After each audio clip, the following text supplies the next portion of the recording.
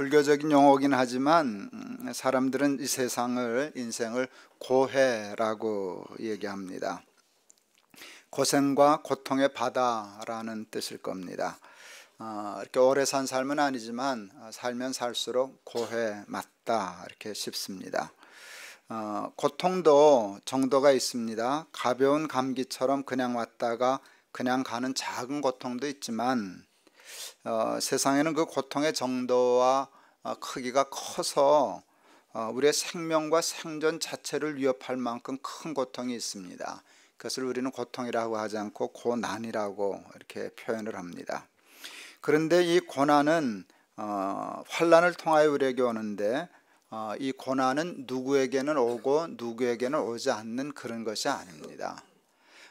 많은 사람들이 그렇게 생각할 수 있습니다. 고난은 나만 당하고 어떤 사람은 안 당할 거야. 저런 사람에게 무슨 고난이 있을까 싶지만 여러분, 고난은 그런 것이 아닙니다. 오늘 본문 33절에 보면 하나님이 이렇게 말씀하십니다. 너희가 환난을 당하나, 아예 단정적으로 얘기하셨어요. 너희도 환난 당할 거야. 당할지도 몰라. 혹시 당하게 되면 이런 가정이 아니에요. 아주 단정했습니다. 내가 환난 당할 거야. 그러나 환난을 당할지라도 환난을 당하나 담대해라 이렇게 말씀하시는데, 환난은, 고난은, 고해의 삶을 사는 것은 우리에게 운명이란 말이 기독교적 용어는 아니지만 운명과 같은 것이라 이렇게 얘기할 수 있습니다. 세상이 우리에게 그와 같은 환난과 고난을 주는 까닭이 있습니다. 여러분, 그것은 세상이 비틀어졌기 때문입니다. 선악과 따먹고 인간이 타락하면서부터 세상이 왜곡되기 시작했습니다. 그러니까 왜곡된 세상에서 정상적인 삶이 나올 수 없습니다.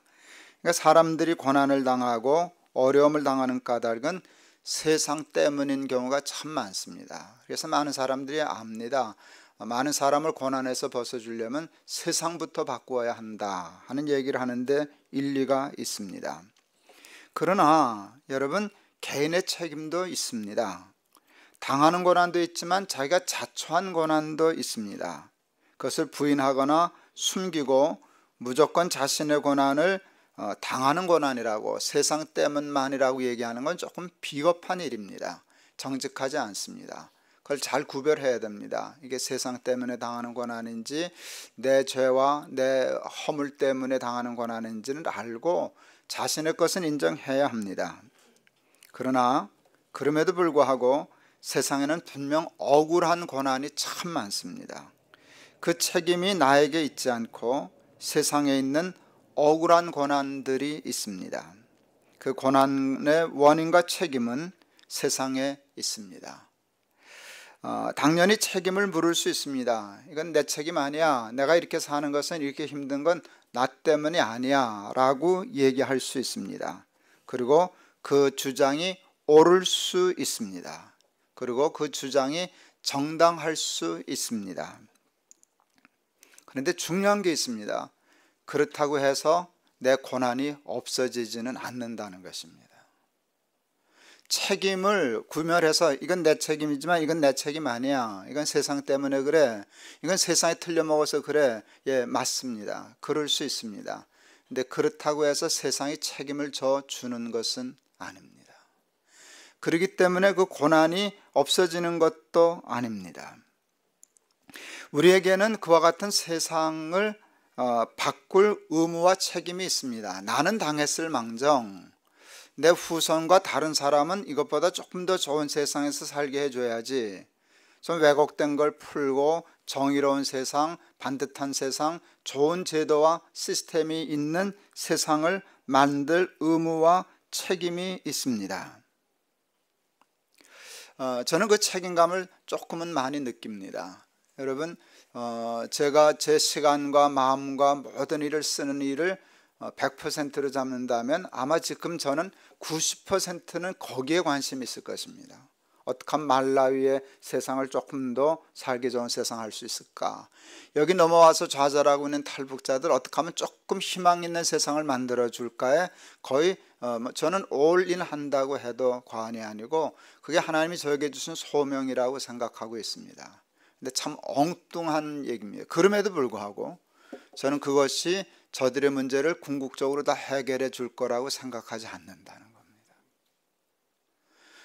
그렇다고 해서 아무것도 안 하고 그거 해봐야 소용없어 하고 손 놓고 있지도 않지만, 많은 시간과 교회 재정과 모든 있는 힘은 다 세상을 조금이라도 바꾸어 보려고 애쓰는데 투자하면서도 그것 때문에 저들의 문제가 다 해결되지는 않아.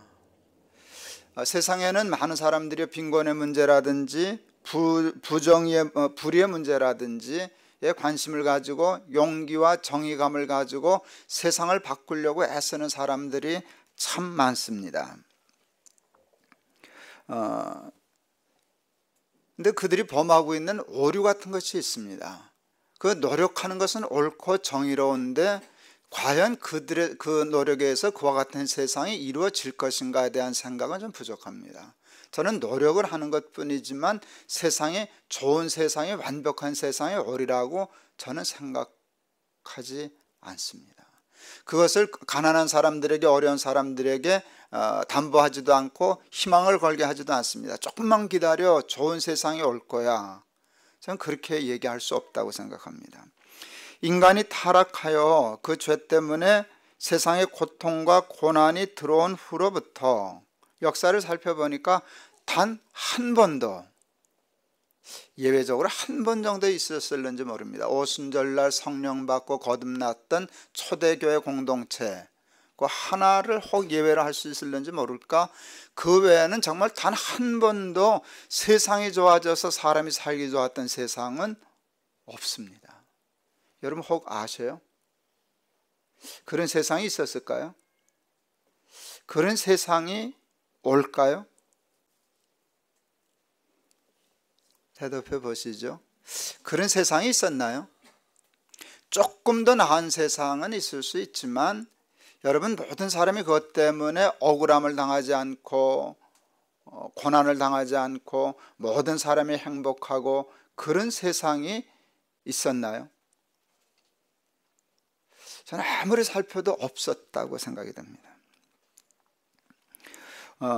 그래서 어려움 당하는 사람들에게 세상이 바뀌면 너희들의 문제가 해결될 거야 라고 함부로 얘기하는 일은 참 위험하다 하는 생각을 합니다. 그 희망을 가지고 세상과 싸울 수도 있고 세상을 고치기 노력할 수도 있지만, 정작 그 사람은 그 고난 중에 그냥 죽어야 할는지 모릅니다. 문제가 해결되지 않습니다.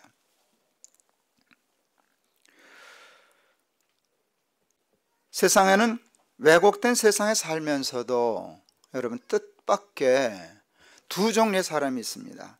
그 세상의 왜곡된 세상 때문에 고난을 당하고 실패하고 죽어가는 사람들이 있습니다.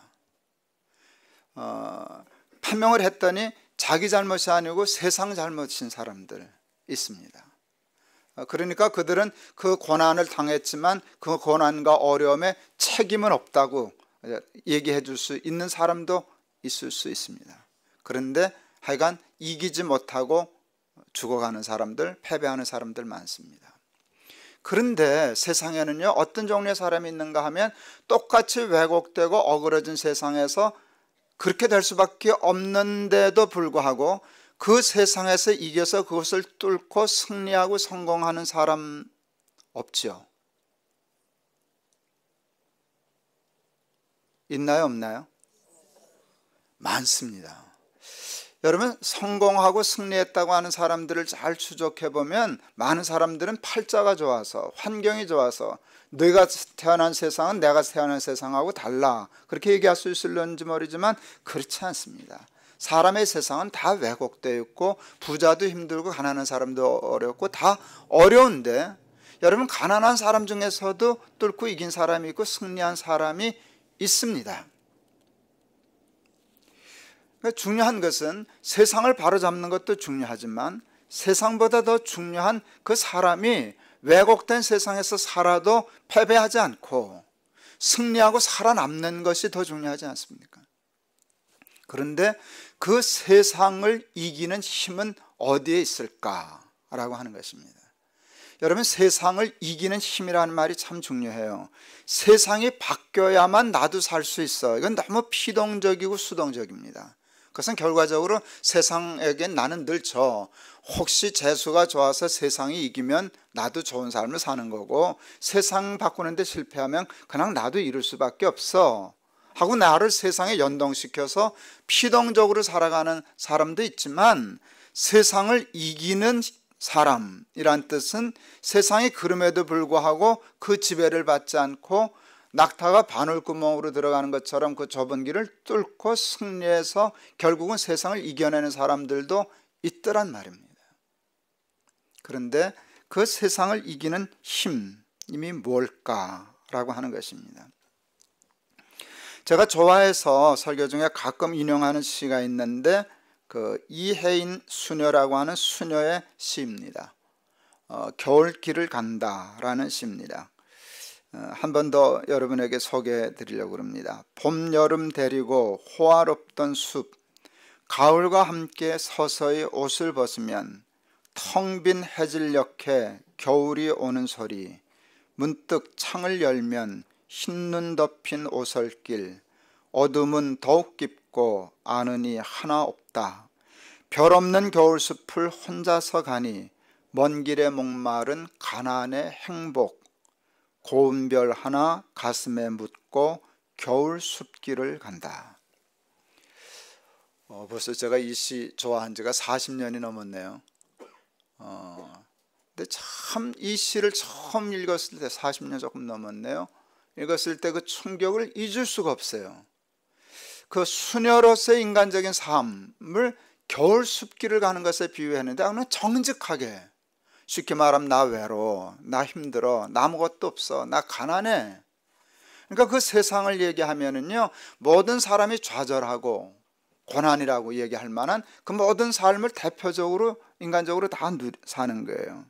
봄, 여름 데리고 호화롭던 숲, 가을과 함께 서서히 옷을 벗으면 텅 빈 해질녘에 겨울이 오는 소리, 문득 창을 열면 흰눈 덮인 오솔길, 어둠은 더욱 깊고, 여기 빛 밝음 없어요. 아는이 하나 없다. 어두운 길도 친구라도 있고 같이 가면 좋겠는데 외로워요. 홀로 가는 길이에요. 아는이 하나 없다. 별 없는 겨울숲을 혼자서 가니, 여러분 별도 없는데 혼자서 가는 겨울숲, 뭐 하여간 인간의 나쁜 세상, 왜곡된 세상, 그 불행한 세상은 다 갖다 붙였어요. 먼 길에 목마른, 단 하나가, 왜 좀 가까우면 뭐 누가 잡아가나? 먼 길에, 목이라도 안 마르면 살만할 텐데, 먼 길에 목마른, 어두운, 별 없는 겨울숲 혼자서 가니, 그런 말을 다 갖다 놨어요. 마지막 말이 가난이에요. 모든 것을 가난이라고 얘기했으니까. 그래서 나 힘들어 해도 다 이해할 거예요. 넌 힘들 자격 있어. 넌 외로울 자격 있어. 너 불행한 건 내 탓 아니야. 세상이 겨울이기 때문에 그래. 누구 하나도 너 동행하지 않아서 그래. 다 얘기할 수 있는데, 가난에 불행, 뭐 이렇게 얘기해야 될 텐데, 가난에 해놓고 행복이라는 말을 썼어요. 모든 일을 세상에 그럼에도 불구하고 나 불행할 줄 알았지, 나 외로울 줄 알았지, 나 행복해. 난 행복해. 그 이유를 썼어요. 고운 별 하나 가슴에 묻고, 고운 별 하나 가슴에 묻고 겨울 숲길을 간다. 이건 뭐 엄청난 반전이었어요. 세상적으로 아무것도 갖춘 것이 없는데 여기 별 하나가 있어서 겨울 숲길을 가는데 행복해. 근데 그 고운 별은 하나님이잖아요. 그 고운 별은 예수님이잖아요. 그의 행복은 세상이 바뀌었기 때문이 아니었습니다. 봄이 다시 찾아왔기 때문도 아니고 봄이 다시 올 거라고 하는 희망이 있어서도 아닐 겁니다. 봄, 여름, 가을, 겨울 늘 가슴에 품고 있는 고운 별 때문에 지금은 겨울 숲을 가는 것과 같은데도 외롭지 않다, 행복하다, 그렇게 말하고 있는 겁니다. 오늘 본문은 예수님께서 십자가를 앞두시고 제자들에게 하신 말씀입니다. 너희들 제자라고 나 3년이나 쫓아다녔는데 나 다 알아. 너희들 흩어질 거야. 나 버릴 거야. 나 이제 혼자 있게 될 거야. 내가 각각 흩어지고 나를 혼자 둘 때가 왔나니 벌써 왔도다. 예수님 말씀하셨어요. 여러분 이거 대수롭지 않게 넘어갈 수 있지만 사람이 가장 고통스러워하는 것이 버림받는 거잖아요. 배반당하는 거잖아요. 제자들에게 배반당하고 사랑하는 사람이 나를 떠나고 나를 혼자 두고, 이건 살 수 없는 극한적인 고통이에요. 그래서 사람들이 생각할까? 예수님 얼마나 힘드실까? 예수님 얼마나 외로우실까? 예수님 얼마나 불안하실까? 그런데 예수님 말씀하셔요. 예, 근데 나는 안 불안해, 안 무서워, 안 외로워, 안 불행해. 얘기하세요. 왜요? 너희들은 떠나도 하나님이 나와 함께 계시거든. 여러분 이건 아주 상투적인 말로 들려요. 근데 여러분 이 말에 은혜를 받으실 수 있으면 좋겠어요. 여러분 그게 그는 뭐 말은 다 그렇게 하실 수 있지, 그러면 그냥 이 말은 상관없이 그냥 상투적인 말로 흘러가 버려요. 그러나 예수님은 이게 상투적인 말이 아니었어요. 정말 그 하나밖에 없었어요. 가슴에 있는 그 하나님, 하나님은 나와 함께 계시지를 믿는 믿음 때문에 당신은, 당사자는 안 외로웠다는 게 굉장히 중요한 거예요. 그리고 놀라운 일은 예수님만 그런 게 아니라 많지는 않지만 그런 사람들이 더러더러 있다는 거예요. 많다는 거예요. 그 중에 하나가 지금 얘기한 그 수녀도 그런 사람이잖아요. 어떻게 그럴 수 있어? 그렇다면 여러분 누구도 그것도 못해 그러고 덤벼들 수는 없어요. 그래, 네 말이 맞아. 그게 어떻게 쉬우냐? 하나님이 계시다는 건 알지만 그것 때문에 어떻게 겨울 숲길을 가는데 행복할 수 있냐? 라고 물으면 그 말이 옳아요. 그러나 옳으면 뭐 하냐는 거예요. 결국 외로울 텐데, 결국은 겨울숲에 함몰당하는 건데요. 남보긴 우스워 보여도 그 말 때문에 맞아, 나도 이거 있어서 행복해, 외롭지 않아. 예수님이 이 말씀을 하시면서 이렇게 얘기해. 내가 이것을 너희에게 이름은 나의 평안을 너에게 주고 싶어서 그래. 너희도 나처럼 세상에 사는 동안 환난 당할 거야, 외로울 거야, 버림받을 거야, 막막할 거야. 너 혼자 있는 것처럼 느껴질 때가 있지만 그렇지 않아. 하나님은 늘 너희와 함께 있어. 나 그것 때문에 세상 이겼거든. 그러니까 너희도 이길 수 있어. 환난을 당하나 담대하라. 내가 세상을 이기었노라. 오늘 아침에 글을 하나 이렇게 우리 페이스북에 올려놓고 왔더니 이제 댓글들이 좀 붙었어요. 이제 우리 교회가 흩어졌기 때문에 제가 이제 교인들을 잘 모르잖아요. 이제 그동안 어떻게 그 삶을 잘 모르잖아요. 어느 집사님 한 분이 이렇게 댓글을 달았는데 자기 망했다는 거예요. 망한 줄 몰랐어요. 망해서 3년 동안 택시 운전하고 대리운전하면서 살았다고 글을 그렇게 썼어요. 그래서 제가 거기다 댓글을 달았어요. 애들 안 굶기겠다고. 그랜저 타고 다녔던 사람이거든요. 젊은 사람이. 자기 나이에 걸맞지 않게 그래도 뭐 잘 나가가지고 그랜저 끌고 다니는, 내가 그 차를 탔었거든요. 그랜저 타고 다녔는데 망했어요. 그랬는데 택시 운전했어요. 그것도 부족해서 대리운전했어요. 그래서 내가 댓글 달았어요. 그랜저 타고 다니던 사람이 애 안 굶기겠다고 대리운전하고 택시운전했다고 높은 뜻 교인답다. 그리고 한마디 했어요. 망했다고? 망한 건 모르나? 망한 게 아니라 이긴 거야 라고 썼어요. 여러분 망한 거 아니죠? 그랜저 타던 사람도 대리운전 할 수 있잖아요.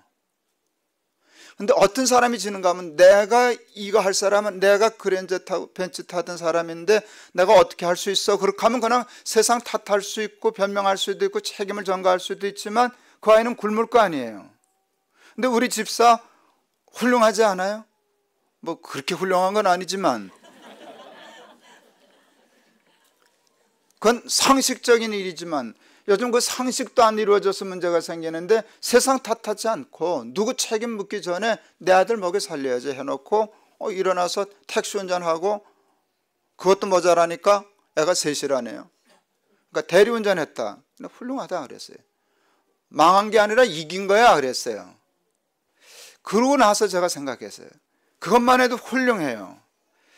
가끔 이제 돌아가면서 교회 갈 때 내가 아니까 봤는데 얼굴 표정이 좀 어두워요. 그러니까 기가 죽었어요. 그래서 오늘 저 하면서 그래서 우리 집사가 얼굴이 좀 표정이 이렇게 어두웠구나, 기가 죽었었구나. 내 다음에 만나면 그래야지. 운전만 하지 말고, 대리운전만 하지 말고 얼굴 피고 해. 그것 때문에 기죽지 말고, 나 이거 해서도 우리 아들 살릴 수 있어. 난 그랜저 타는 게 좋지만 택시 운전해서도 얼마든지 기쁘게 살 수 있어. 누가 왜 그렇게 하면 이러면 되지 않냐. 이게 잘 사는 것이지, 밤낮 믿습니다 그래 놓고 얼굴이 어두운 것은 하나님 때문에 밝아지지 않고 그랜저 뺏겼기 때문에 어두워진다면 그 사람은 하나님 때문에 사는 게 아니라 세상 때문에 사는, 세상이 좋아지면 밝아지고 세상이 저가면 어두워지면 하나님을 의지하는 사람이 아니라 세상 믿고 사는 사람 아니냐. 그러니까 아무개 집사 참 훌륭하다. 애 안 굶기고 대리운전한 거.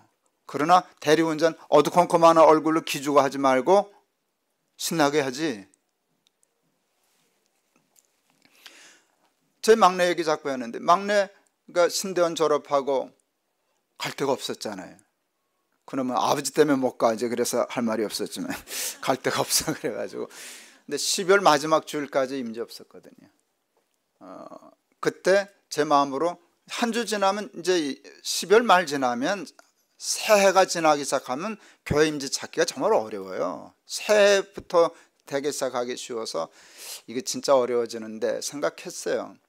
그때 제가 우리 막내한테 해줄 말 준비하고 있었어요. 너 신문 돌려. 정말로. 우유 배달해. 너 새끼가 둘이나 있잖아. 그리고 어느 교회 가서라든지 봉사하고 섬기면 되지. 내가 생각해, 우리 아들한테 저 그 얘기 했을 거고 그랬으면 우리 아들 아버지 너무 심하네. 어떻게 나를 신문 돌리라 그래요. 아버지 좀 줘요. 뭐 달라면 주겠지만 그러진 않았을 것 같아요. 하지요 뭐. 우리 아들 세는 다 그럴 수 있다고 생각해요. 그리고 중요한 건 그러면서도 또 그 신문 돌리고 우유 배달하면서 쩔쩔매면서도 이것까지도 기 하나도 안 죽고 그랜저 타는 놈처럼 우리 아들 그러고 살 수도 있지 않나요? 저는 늘 그 생각하는데요. 그게 믿음이 아닐까요? 그러다 보면 세상이 그걸 어떻게 감당하겠어요? 여러분, 그렇게 하면 세상도 그를 이길 수 없어요. 그런 정신 가지면 결국은 살아요. 여러분, 그러니까 이 믿음 하나 가지고 밤낮 겨울을 사는 게 좋을까요? 난 아니 이거 가지고 그냥 여름 살면 좋겠어요. 풍성한 가을이어도 좋겠어요. 난 밤낮 이르니까 밤낮 겨울이어야 해. 이것도 난 이해가 안 가요. 가을이 좋지 왜 겨울이 좋을까? 여름이 좋지 난 봄이 좋더라. 난 우리 사랑하는 교인들이 봄이 좋으면 봄을 살고 여름이 좋으면 여름을 살고 가을이 좋으면 가을을 살면 좋겠어요. 가능한 한 겨울은 안 살았으면 좋겠어요. 그럼 먹을 것도 없고 춥고 별 없는 겨울숲을 혼자서 가니 그걸 뭐하러. 하나님이 훈련시켜서 하면 할 수 없이 하겠지만 그걸 주시옵소서 그럴 필요는 없잖아요. 그렇지만 삶이 어떻게 우리 마음대로 되냐 그 말이에요. 이럴 때도 있고 저럴 때도 있는데 상관없이 겨울숲을 가는데도 있어서 하나님이 나와 함께 계시거든. 이것 때문에 예수를 믿는 것이지 예수를 믿으면 밤낮 여름만 있어서 그런 건 아니잖아요. 그러면 여름 때문에 사는 사람이지 하나님 때문에 사는 사람은 아니잖아요. 세상을 이기는 믿음, 저는 이 말이 참 좋아요. 세상은 이기면 되죠. 세상이 아무리 강한다고 하든 누구 책임을 묻고 세상이 바뀌어지면 겨우 사는 사람 그 정도야 예수 안 믿어도 살 수 있지. 책임도 거기 있어요. 나는 책임 없어요. 뭐 그럴 수도 있어요. 그러나 책임이 있거나 말거나 내 새끼는 먹여 살려야 될 거고 나 거기 굴복하지 않고 항상 기쁘고 감사하면서 살 수 있는 힘은 있어야 될 것 아니에요. 근데 그게 이것 때문에 난 그게 되네 이러면 세상에 감당 못할 사람 될 줄을 믿습니다. 저는 믿음이 그런 거라고 생각합니다. 그래서 우리 사랑하는 높은 뜻 씨앗이 되어 교인 여러분들이 하나님을 믿는 믿음에 관해서는 늘 부요한 사람 되실 수 있기를 바랍니다. 그래서 겨울숲을 감에도 불구하고 먼 길에 목마른 가난의 행복, 이렇게 당당하게 소리칠 수 있는 그런 하나님의 사람들이 다 되실 수 있기를 주의 이름으로 축원합니다. 기도하시겠습니다.